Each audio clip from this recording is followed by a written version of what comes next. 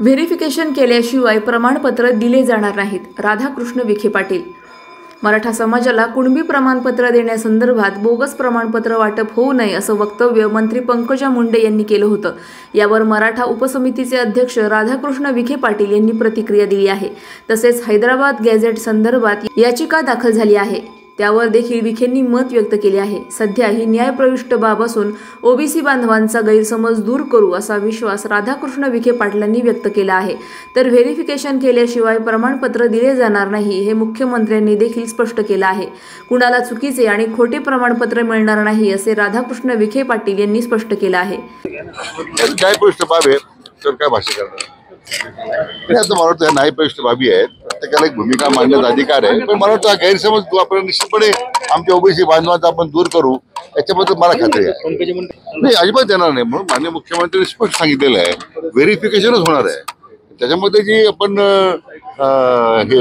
जे निकष दिलेले आहेत निकषाची पूर्तता करूनच होणार आहे. शेवटी उद्या त्यामुळं कोणाला चुकीचे किंवा खोटे प्रमाणपत्र मिळतील असं अजिबात होणार नाही. मी त्यांना आश्वासित करू इच्छितो.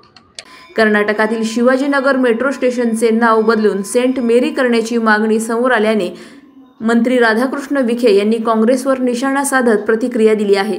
काँग्रेसची भूमिका विनाशकाले विपरीत बुद्धी राहिलेली आहे, म्हणून आज त्यांची ही अवस्था आहे.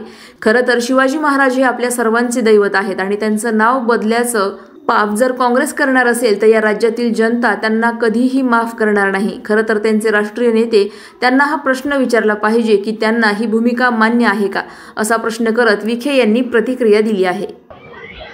काँग्रेसला नेहमीच काँग्रेसची जी भूमिका आहे नेहमीच मला वाटतं विनाशकारण विपरीत अशा प्रकारची राहिलेली आहे. म्हणून आज त्या आवाज की आपलं सर्वांचं दैवत छत्रपती शिवाजी महाराज यांचं नाव बदलण्याचं पाप जर काँग्रेस करणार असेल तर या राज्यातली जनता त्यांना कधी माफ करणार नाही हे मला या ठिकाणी सांगितलं पाहिजे.